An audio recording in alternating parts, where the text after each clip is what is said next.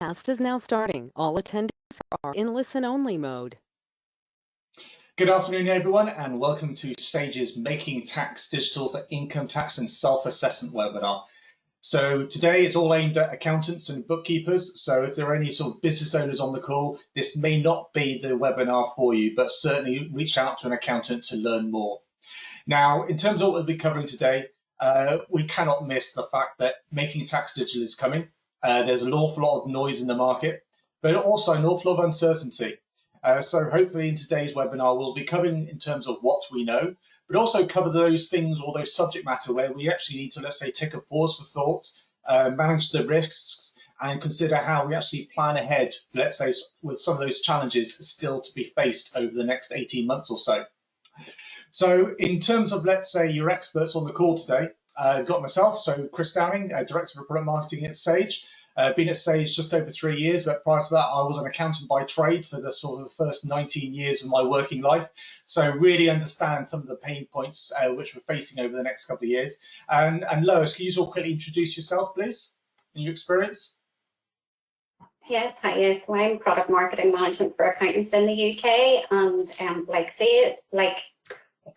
Chris, I come with an accountancy background, both industry and practice. So again, hopefully able to understand a lot of the pain points you guys are facing today. Thanks, Chris. Thank you, Lois.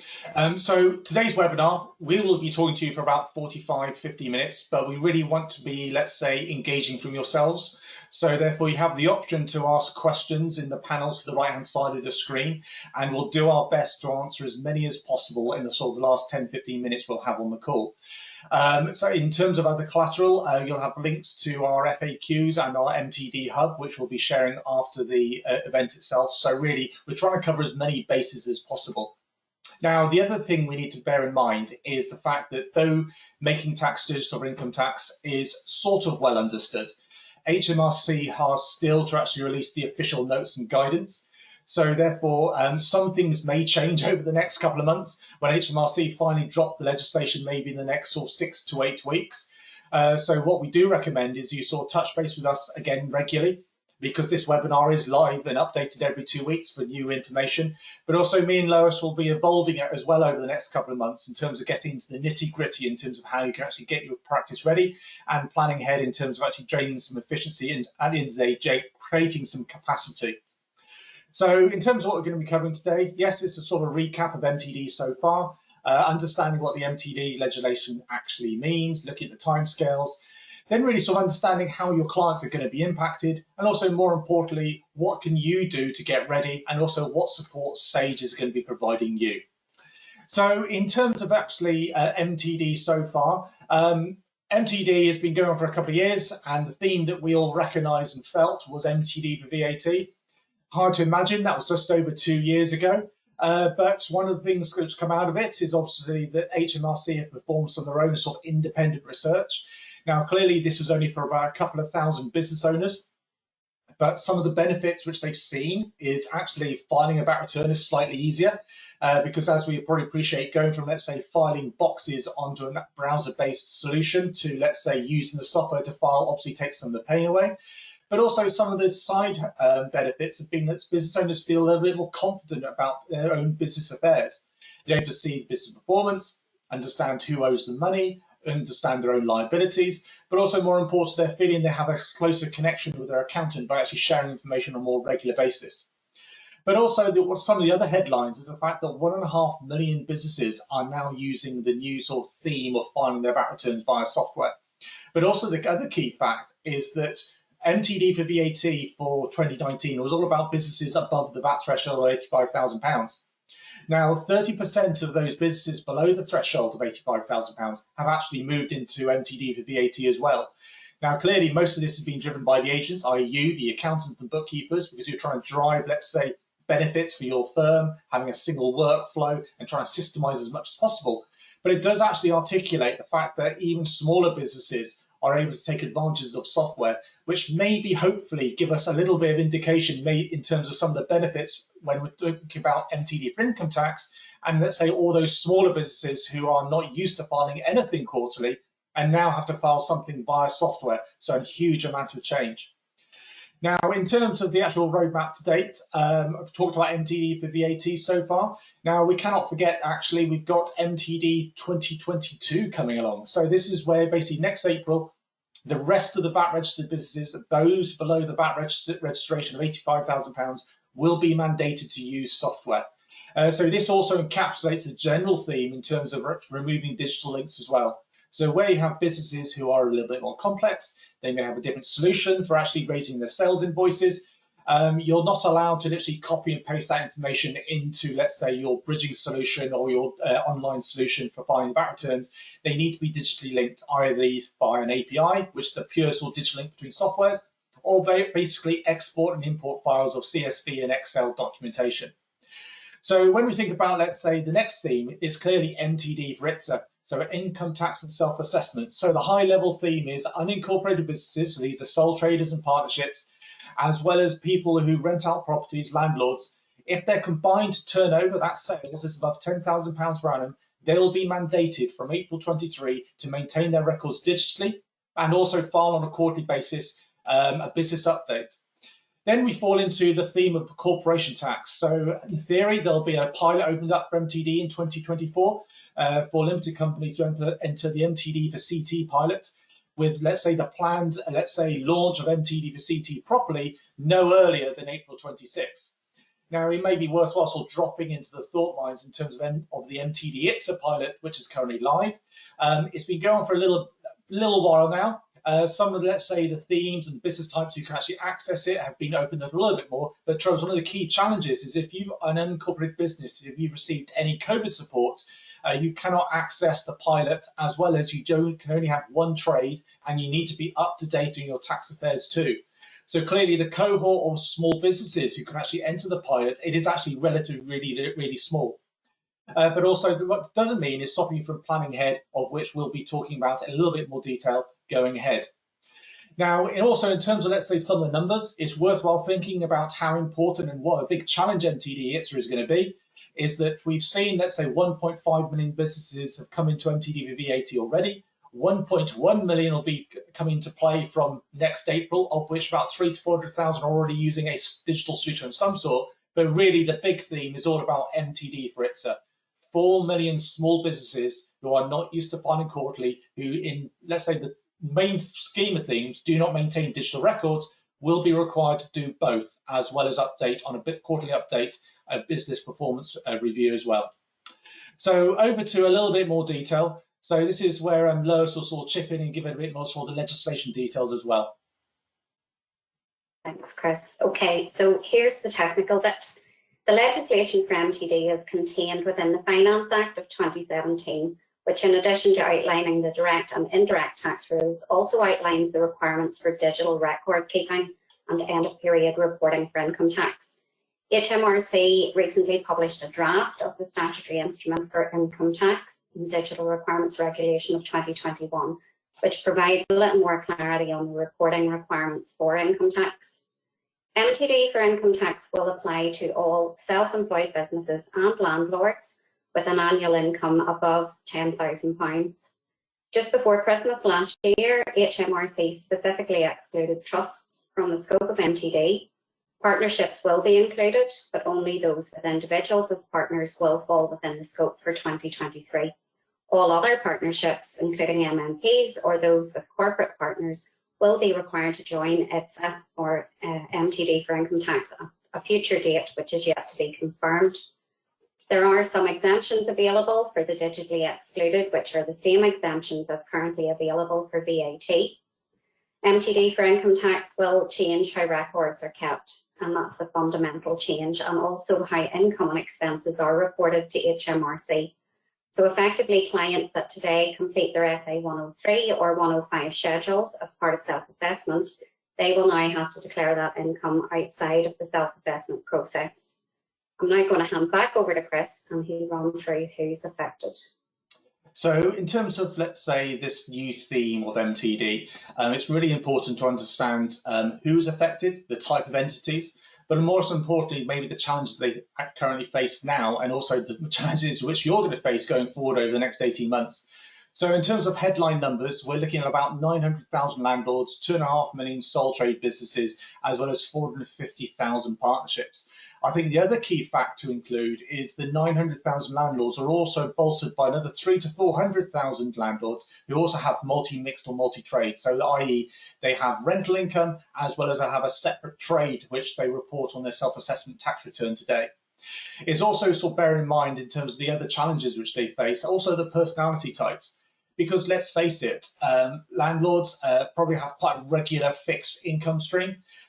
Therefore, when it comes to, let's say, their tax liabilities, they probably have a reasonable headline understanding in terms of what their tax is going to be, even after the transition rules in terms of, let's say, interest relief over the last couple of years. Then you've actually got those smaller, let's say, side hustle businesses. So people actually who are already employed, but actually they may have a sideline selling things on Amazon and eBay. They may have a sort of a hobby business. It's not generating a huge amount of income, but clearly it's something which they need to manage and deal with.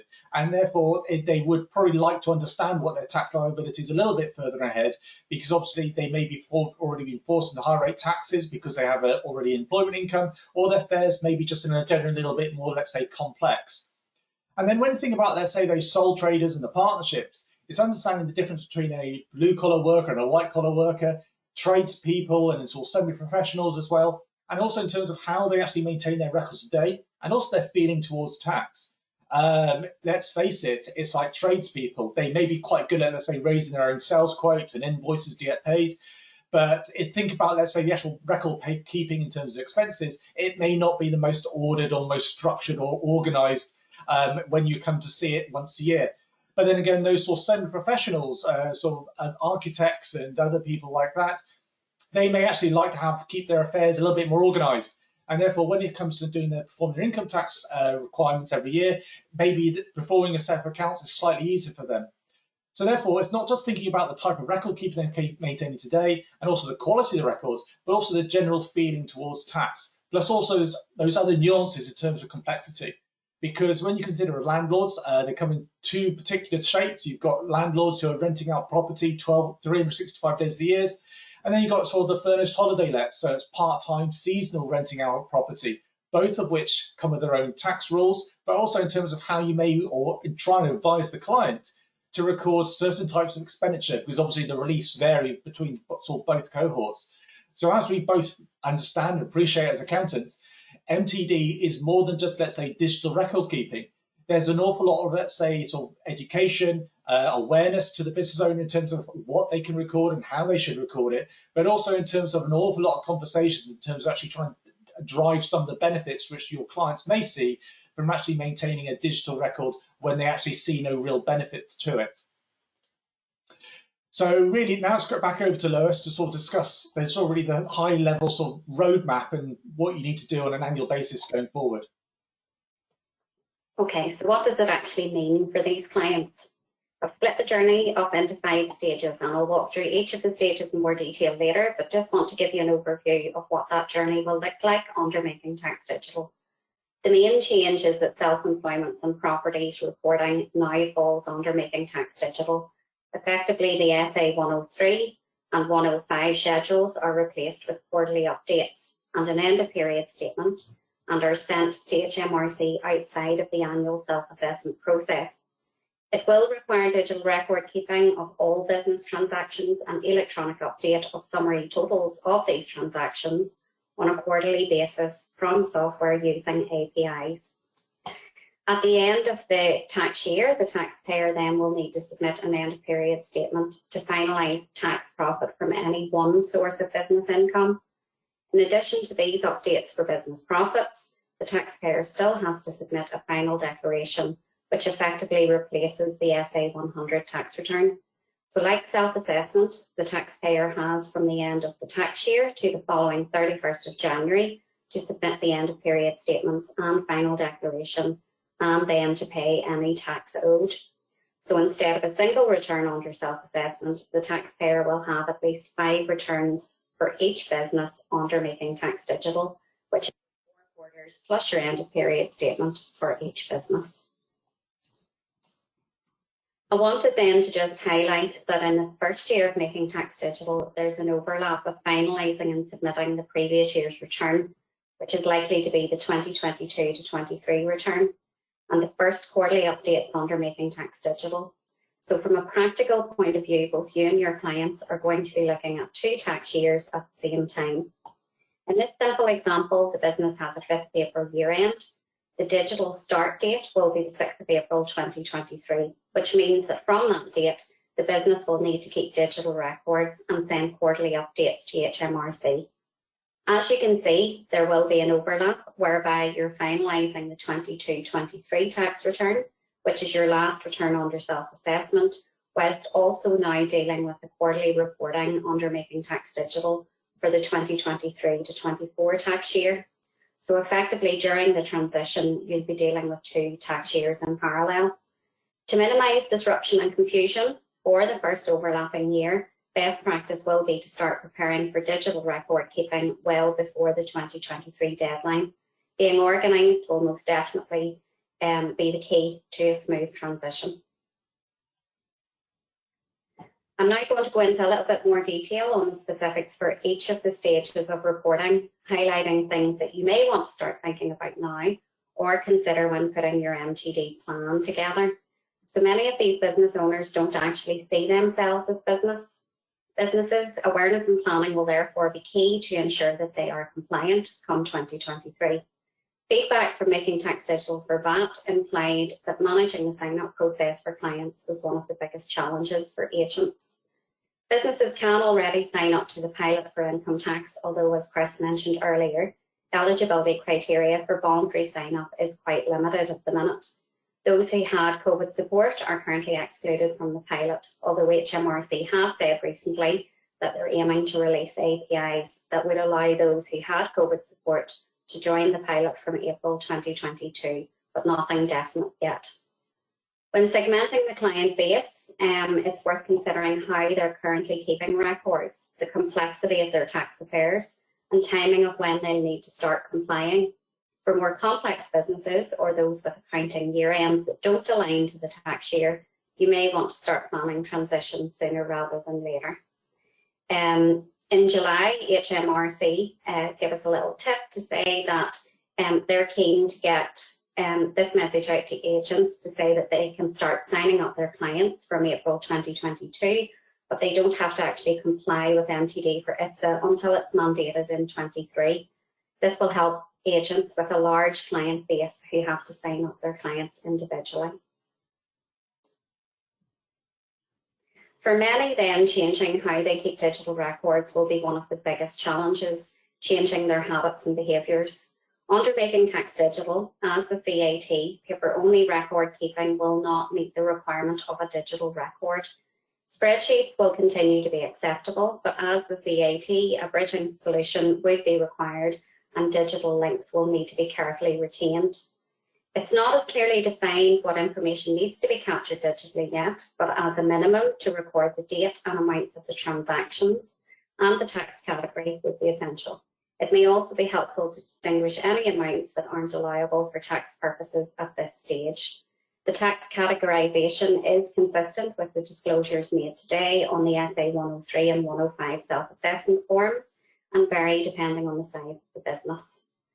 As with current rules, the business must keep digital records for each business until the business ceases to trade, and then the normal rules apply to the retention of records for a 6-year period. Note that digital records must be kept for each business, so if your clients have more than one business that falls within the scope of Making Tax Digital, they will need to make sure they can distinguish the transactions. HMRC specify that updates of the summary totals of the tax categories should then be sent at least quarterly, with some businesses choosing to update more frequently. Following on from the digital records, the quarterly updates must be sent for each business. So if your clients have more than one business, you'll need to send updates quarterly for each of those. The first update should include information about the taxpayer and the business, such as names, addresses, UTR, accounting period start and end dates. This designatory data doesn't need to be included in subsequent updates unless the information changes and the HMRC need to be notified. The updates have quite tight time frames compared to the current self-assessment process, with just over a month window for the update to be sent. You should start thinking about who will be responsible for these updates, you or your client, and terms of engagement will need to be updated to reflect this. HMRC have stated that the updates do not need to include a statement of completeness, and amendments to previously submitted updates can be made by resending the update for that period. Once the update is received, HMRC will return a calculation of the estimated tax liability based on the information provided. So whilst the update doesn't have to be completely final, the accuracy of the estimate will depend very much on the accuracy of the information provided. For some businesses, they should consider how accurate this information will be, for example, for seasonal businesses. At the end then of the tax period, the business profit is finalised through a process called end of period statement. This allows the customer to finalise the profit or loss for any one source of business income. An end of period statement must be completed for each source of business income that the taxpayer has, in line with the current SA 103 and 105 schedules. So if a customer has one self-employment income and one property business, they will have to complete 2 end of period statements. The end of period statement relates to the accounting period or basis period for each business and cannot be completed before the end of that period. The end of period statement can then be completed and submitted at any point after this date and up to the following 31st of January. The process for completing the statement involves reviewing all previously submitted data via the quarterly updates and any annual data that may have already been sent. Tax adjustments, accounting adjustments, allowances and reliefs are made to finalise the business profits. Again, the adjustments are in line with the current self-assessment process. Whilst the end of period statement cannot be submitted until after the tax year has ended, annual adjustments can be updated more frequently, allowing real-time recording and reporting, and ultimately increase the accuracy of the tax estimates. Whilst tax is not paid at this point, the end of period statement does require a declaration to confirm the completeness and accuracy of the information provided. So for agents, this includes a statement to say that the client has reviewed and approved the information prior to submission. So again, thinking about your current processes and workflows to obtain client approvals is helpful. The final declaration then effectively replaces self-assessment. It allows the customer to finalise their tax position for the tax year, taking into account all sources of chargeable income and gains, whether business income or otherwise. It's also the process by which most formal claims for release and allowances and any deductions will be made that previously would have been included in the self-assessment tax return. The deadline for filing the final declaration and paying any tax liability will not change under Making Tax Digital, so the 31st of January will remain as the deadline for crystallisation. Whilst HMRC will make APIs available so that the full process can be completed using software, there is no mandation that the functional compatible software is needed for this final declaration, given that it relates to the individual taxpayer and not just the business. HMRC intend to provide a way to file this part of the return online through personal tax accounts. It's worth noting that the self-assessment APIs are still in development, so if the information that needs to be included in the final declaration isn't yet supported through the APIs, then the customer will need to complete a self-assessment tax return as they do today. I'm going to hand back over to Chris.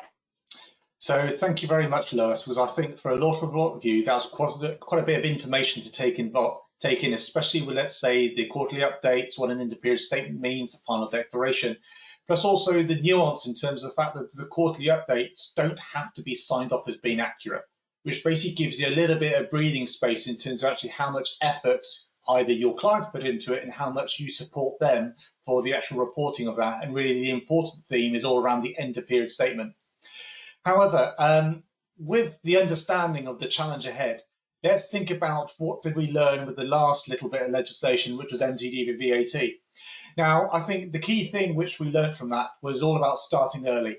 And I joined Sage back in June 2018 when the actual VAT notice was landed in terms of MTD. And even with, let's say, 9 months to go until April 2019, I was delivering events, webinars like this, and even to the last moment in time in terms of March 19, there was an awful lot of thinking that maybe MTD would be delayed. But we could see that because of, let's say, the lack of awareness, and let's say there was an awful lot of unknown answers to some of the questions around the actual processes, an awful lot of accountants and bookkeepers left to the last minute. And we could see that, let's say, with the creation of the agent services account, nearly 20,000 were recreated until April and May back in 2019. We could see that actually starting early was key, because it was more than just, let's say, talking to clients and moving them to the right software, which was MTD compliant. It was actually sort of getting your own practice ready, thinking about the back office work, moving clients across the agent service account, thinking about, are you going to be delivering any more work?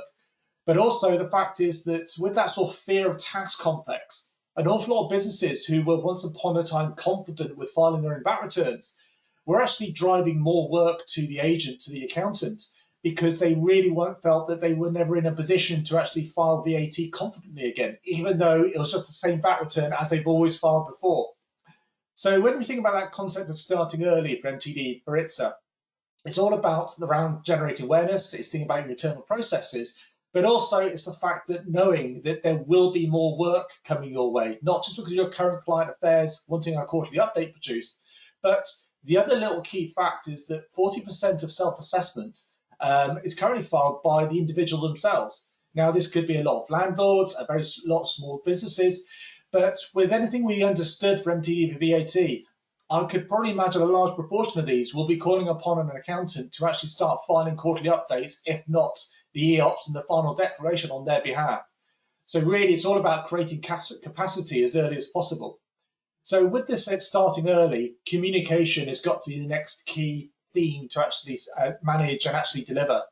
So in terms of communication, it's really one, with your fellow colleagues in your accounting firm, because MTD is really going to sort of transform how your accounting practice operates, but also regular communication with your clients. As I've seen, an awful lot of business owners are trying to get their tax returns performed earlier this year. One, clearly with, let's say, the July payments on accounts, which just passed, just to understand what is their sort of flexibility in terms of payments.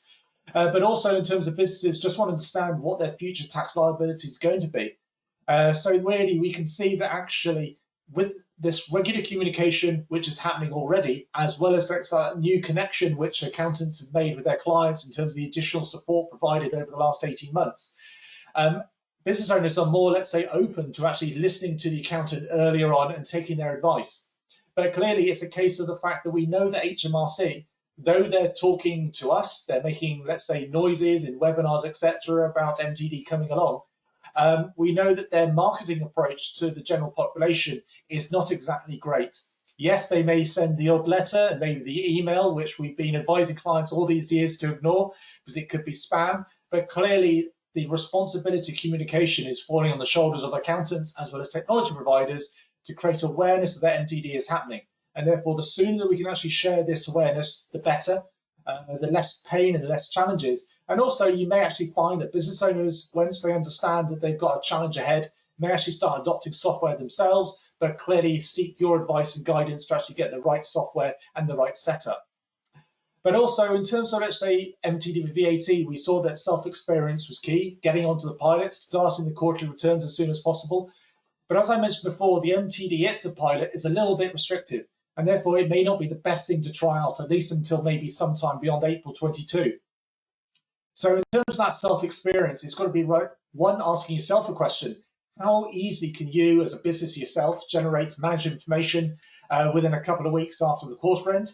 But also, more importantly, think about a certain clients who are basically fitting those key cohorts. Are they maintaining records of some sort on a spreadsheet?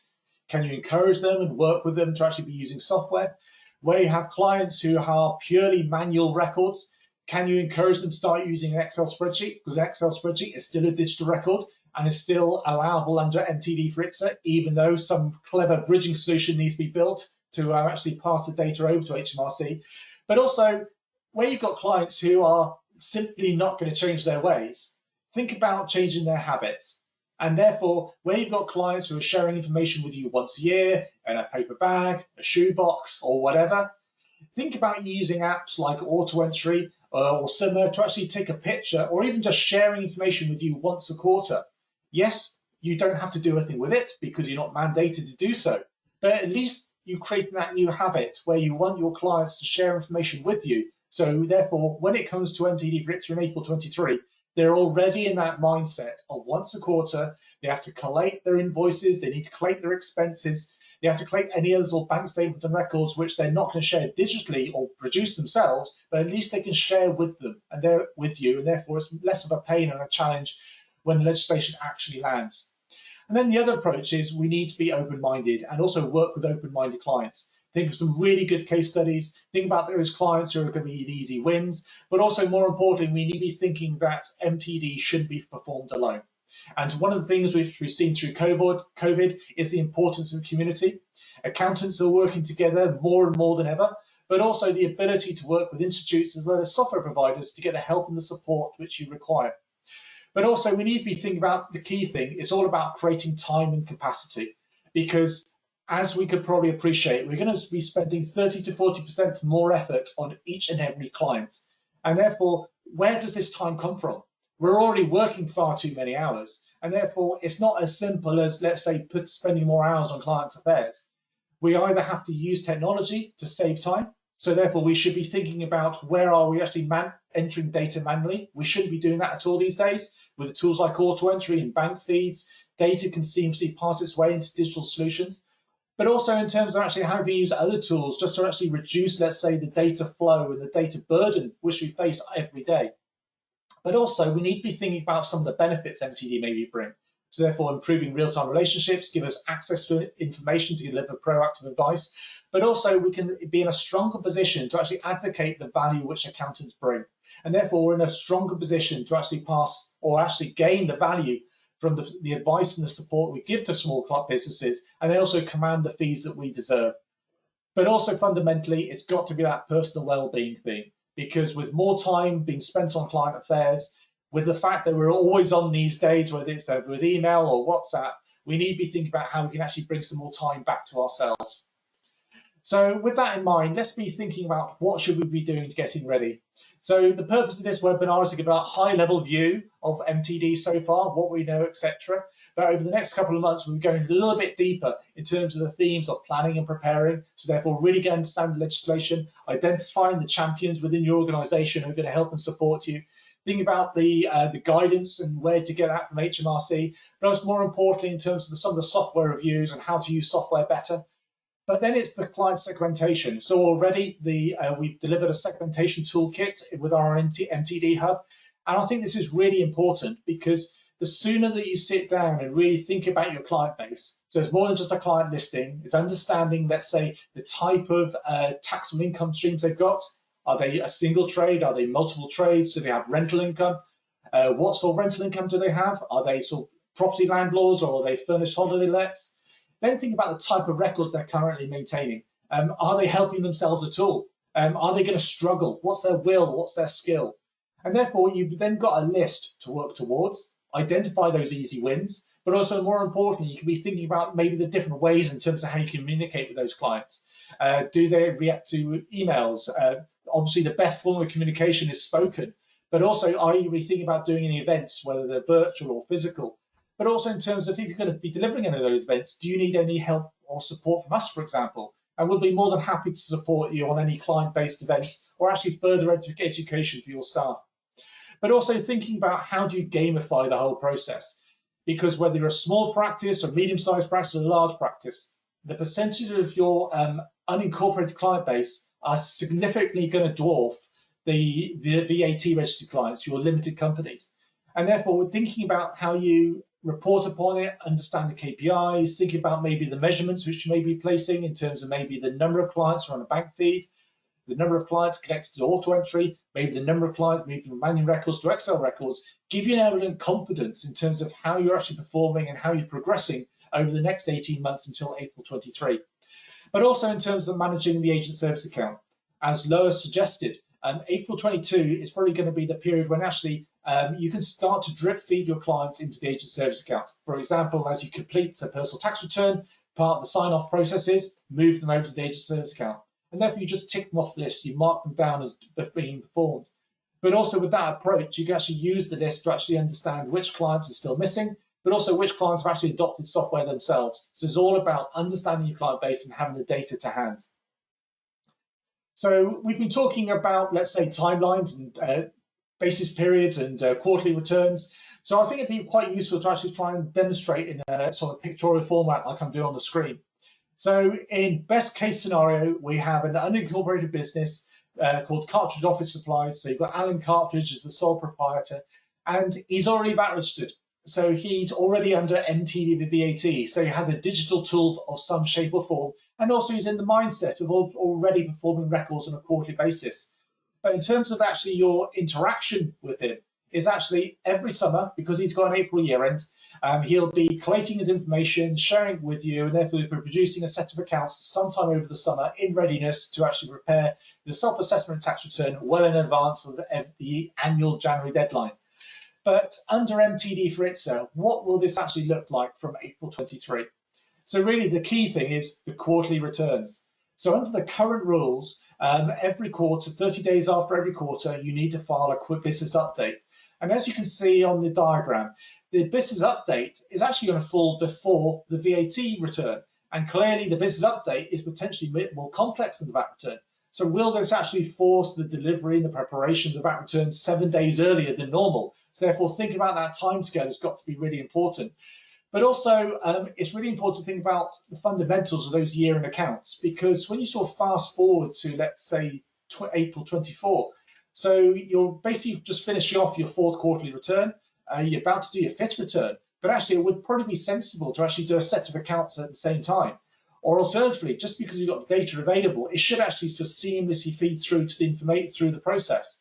So fundamentally, what we may start seeing is, let's say, some of those bottlenecks that we see in terms of accounts preparation being pushed towards the end of the year may actually organically fall a little bit earlier in the year, in theory streamlining and flattening out some of the workflows, but actually that'll be completely overridden by actually the quarterly peaks of actually performing these quarterly updates.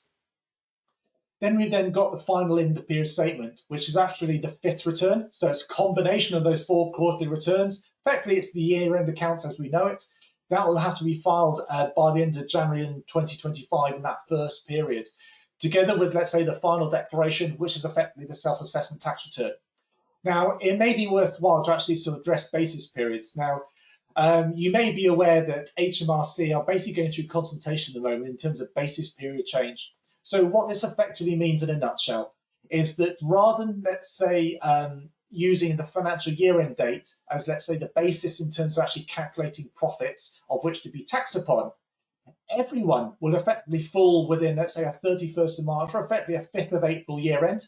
So what this will fundamentally mean is that the majority of your clients who already have a 31st of March or 5th of April year-end, they're not really going to see any change. But if you've got a client here, which, for example, has a December year-end, when basis period changes come into play, and I think the good money is that they are, because this is probably why it's come into play, because without basis period, we'll have this really weird concept of maybe landlords under digital records and unincorporated business with the 31st of March year-end not falling to April 2024, is that under basis period change, effectively everyone falls into MTD for ITSA from April 23, no matter what your year end is. But also fundamentally, this creates a challenge with, let's say, year ends which aren't the 31st of March. So a December year end, for example, as you will be forced to change the year ends, but when it comes to the personal tax return, you'll have to prorate and make estimates based upon a set of accounts not already produced. So for example, if you were, let's say, for the 23-24 year end, so March 24 as the tax year, clearly you would be able to sort of do a calculation based upon, let's say, the first 3 months of, let's say, the period end for December, but also you'd have to make an estimate based upon the December 24 accounts 1 month before the 31st of January. So it does not make sense. So this is why it's so important as part of the client segmentation exercise to understand the year ends, those clients which may have a year end which doesn't actually coincide with the 31st of March, and really keep a close eye on the basis period change. Now, because the MTD ITSA legislation needs to land in the next couple of months, we'll know for certain where the basis period changes are going to land. And therefore, you can then start thinking about tax planning. Should your clients' year end be, let's say, changed to the 31st of March just to make life a little bit easier? Or is there any other planning in terms of if you've got clients which are edging up to, let's say, a £50,000 profit element, should they start being incorporating and therefore deferring any quarterly updates until 2026?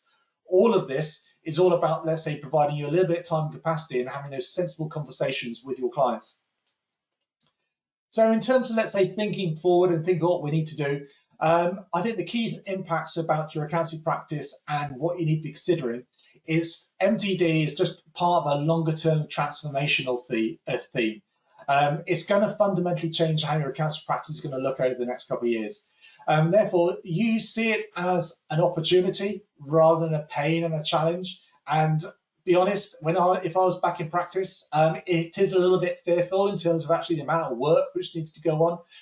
But when you consider maybe some of the opportunities to provide that reset button to how your practice operates, thinking about maybe how some clients will actually perform better and be able to give information a little bit more regularly to you to actually deliver the tax returns, there will be some benefits. However, there's going to be an awful lot of work beforehand, whether that's client segmentation, creating awareness with your clients as well as your colleagues, but also trying to change habits and behaviours. And I think that's going to be the fundamental tricky elements of MTD itself. But also you'll be thinking about those product of a life decisions, because you'll be looking for that seamless single workflow throughout your whole practice. Then we've also going to be thinking about, I've always said, MTD isn't just about bookkeeping solutions and software.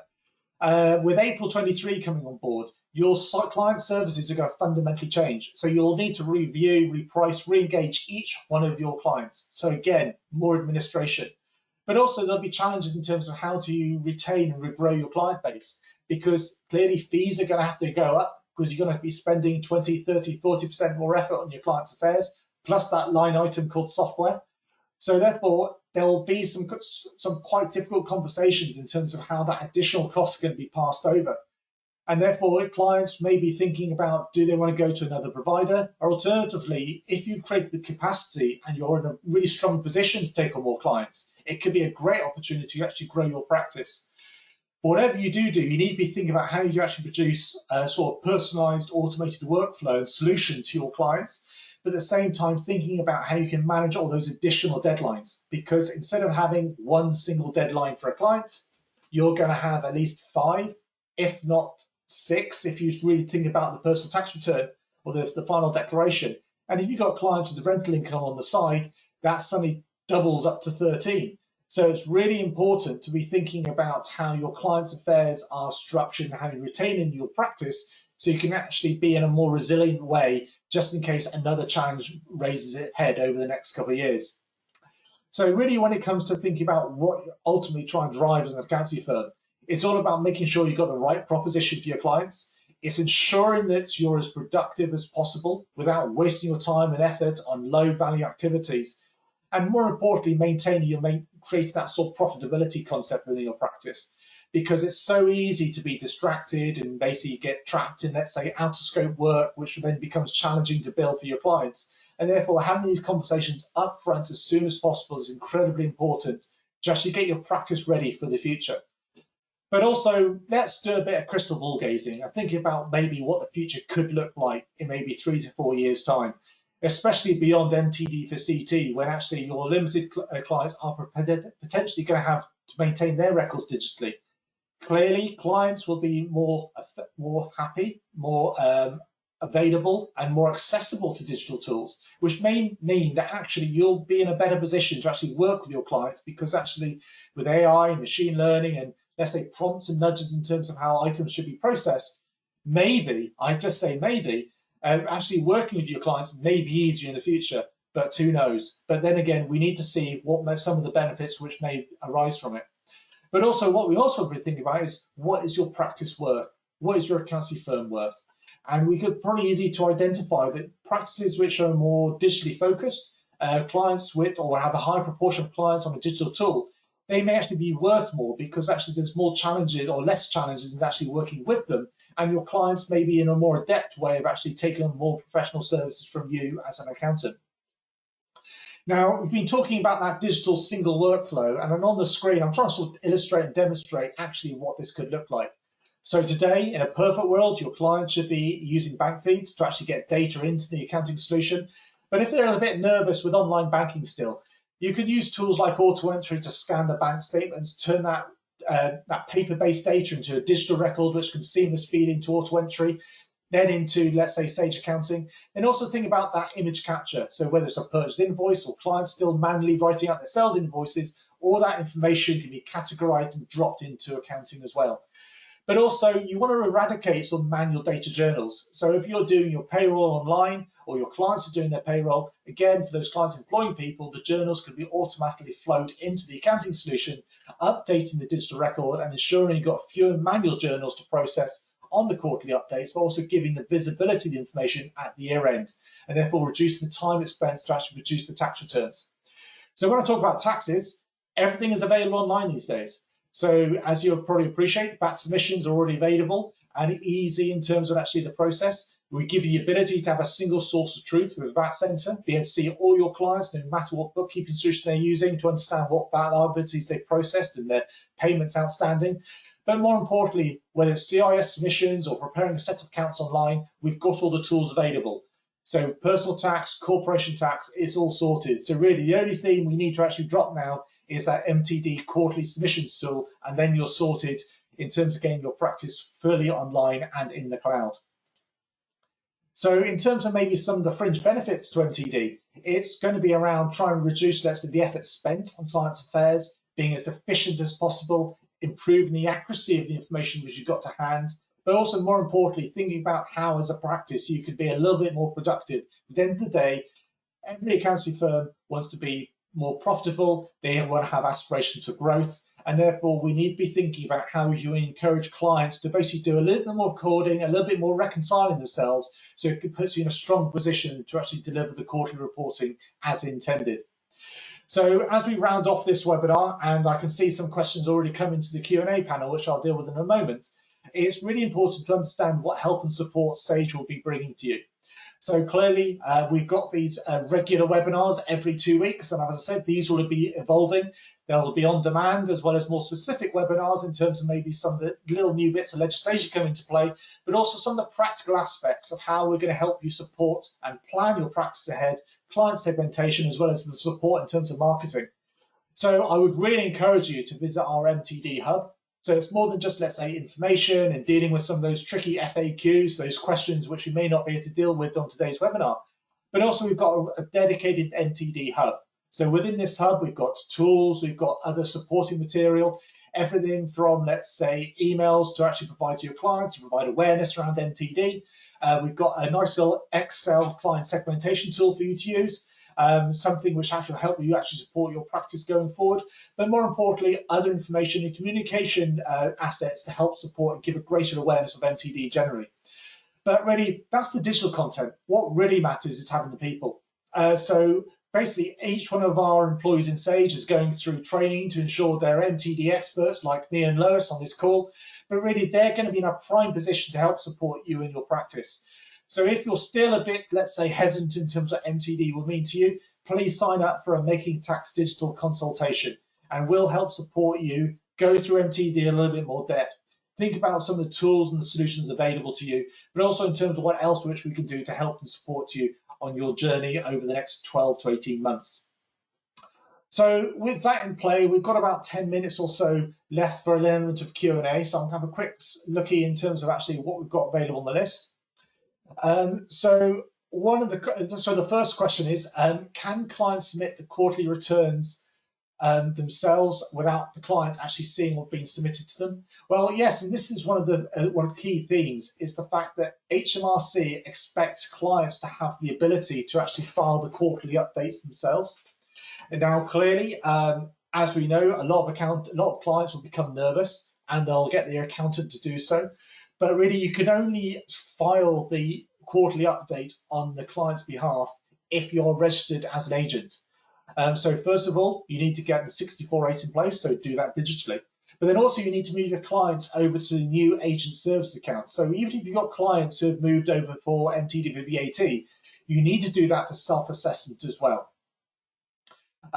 So the next question is about client retention. Yeah, so the retention records rules have not changed. So you still need to retain records for a good 6 years. So clearly with digital solutions, this is all about, yes, the information's in the cloud, but clearly when a business, let's say, retires, whether they are basically get bought or they actually retire themselves, at least that information can be exported out as a digital report, whether that's an Excel, CSV file, a big old drop of PDF documents. At least you've got the information to hand to actually support any sort of future claims. So can clients, here's another question. Yeah, so a good one about year ends. So if a client has a year end of the 31st of May, does MTD mean it'll start in June 22 or would it start in June 23? Actually, it's a different date to that. So assuming basis period change isn't going to happen, if you have a client which has a 31st of May year end, they will come into MTD in 23. So they'll have to start preparing or recording their information digitally from the 1st of June 23. However, as I've discussed, the basis period changes come into play. Even if they have a 31st of May year end, they, under the basis period rules, which will understand and get, let's say, confirmation for sometime in the next couple of months, even if they have a May year end, they will have to start maintaining digital records from the 6th of April 23. So really, the other theme to consider is if you've got a business which is actually having to maintain digital records sometime in 23 anyhow, and you're having to do your first quarterly return when you haven't prepared the previous year's set of accounts, it may be maybe easier to have clients actually using digital tools a year beforehand. So therefore, while you're actually doing your first quarterly return, you're actually having visibility of their digital records for a full year in advance, ironing out all those quirks, dealing with the training aspect. But also it means that actually you can get that first set of accounts done as soon as possible. So really, though they're not mandated until 2023, it may actually be beneficial to get clients onto a digital solution sometime in 22. Let's see what other questions we've got here. So here's a question here. So is the HMRC tax calculation for the quarter or an estimate of the full year based upon what has been submitted or extrapolated for the year? And will these calculations be shared with the accountant, or will it just be a single figure, or will the workings be communicated? Right, so the expectation is that when the quarterly update is issued or submitted to HMRC, HMRC will then produce a tax estimate. Now, that tax estimate, we haven't been given the clarification as to whether it's an estimate for that quarter to date or that 2 quarters in the year, or alternatively, is it an estimate for the full year? That hasn't been addressed yet. The other thing is, if you are the agent, you will have access to that calculation. But also, because it's an estimated tax calculation, HMRC is encouraging that if you've got clients who have additional sources of income, so they don't just have a trade and they just don't have rental income to declare, they may have significant interest, or maybe they're a director of a small business and therefore you've got a small salary and therefore quarterly dividends. They do have the option to submit on a quarterly basis, if they want to do so, maybe those other sources of income. So therefore, where you have clients who may have more complex tax affairs, and those clients would appreciate having a better estimate of their tax liability, they will have the option, if they do choose to do so, to actually submit additional sources of income on a quarterly basis to improve the accuracy of that return. So again, this is really important to understand, because not only are the quarterly updates, they don't have to be accurate, the tax estimate may be called upon by the client in terms of whatever they may do in terms of tax planning or maybe cash retention to save up for their taxes. So in terms of maybe your letters of engagement, which you need to, let's say, reissue in advance of 23, giving that sort of clear guidance, almost that line in the sand in terms of where you stand, and also saying to the client is the fact that, yes, you may have a tax estimate, it may not be accurate, and therefore do not rely upon it. These are all new themes we need to approach, and it's really important to actually address these early on with your clients. So questions? Yes, the actual slide, this webinar is recorded and it'll be available on demand afterwards, so you'll be able to see that quite soon. Can you give us an example of what a quarterly return will look like? To be honest, The best way to actually see it is actually the quarterly return we've been told will look very similar to the SA 103. So whether it's an SA 103 for self-employed or an SA 105 for rental income, if you imagine the boxes, so the income, the various cost headings, that is effectively the box values which will be returned to HMRC. So clearly you'll have clients which may have quite detailed normal categories because they want to sort of do business performance, understand, let's say, how they're spending their money. And like a personal tax return, you will have to aggregate some of those normal codes to actually fit in with, let's say, the reporting requirements of HMRC. So what is the submission deadline end for next calendar month? 30 days or end of the next calendar month plus 1 day, as HMRC suggested? Well, again, we are waiting for the confirmation black and white legislation, but so far all the rules and guidance is saying it's 30 days. So it can become quite a peculiar situation if, for example, you have a 30th of June quarter date, 30 days, and therefore the deadline is going to be the 30th of July and not necessarily the month end date being the 31st of July. Now, also, the other thing to bear in mind is the fact that there's been some new guidance in terms of the new penalty point system coming into play. So the new penalty point system covers everything from corporation tax to income tax and VAT. And this also covers reporting and the submission of information. Now, this is something which we'll address and basically surface in a nice Easter egg review blog. And me and Lois may actually do a webinar on this to try and better explain it. But it's quite interesting to look at some of the draft guidance in terms of there may actually be a bit of wriggle room in actually, let's say, filing a return late on the quarterly returns. But the trouble with that is that you'll probably gain a penalty point for filing it late. And therefore, once you receive a certain number of penalty points, that's when you'll get the monetary fine or the monetary penalty coming into play. So clearly, there may be the scope to actually miss 1 or 2 quarters for a client if, for whatever reason, it's not able to file on time. But you certainly need to ensure that you file any future returns on time to avoid any more penalty points. So clearly, we're coming to the end of this webinar. So I hope you found the last hour quite informative. But please, if you've got any other queries, any other challenges, all our colleagues are ready and waiting to take any, let's say, questions you may have. So please reach out to your normal Sage contact, your practice success manager, and they'll be able to help support you in a little bit more depth over the next coming months. So thank you all for joining today.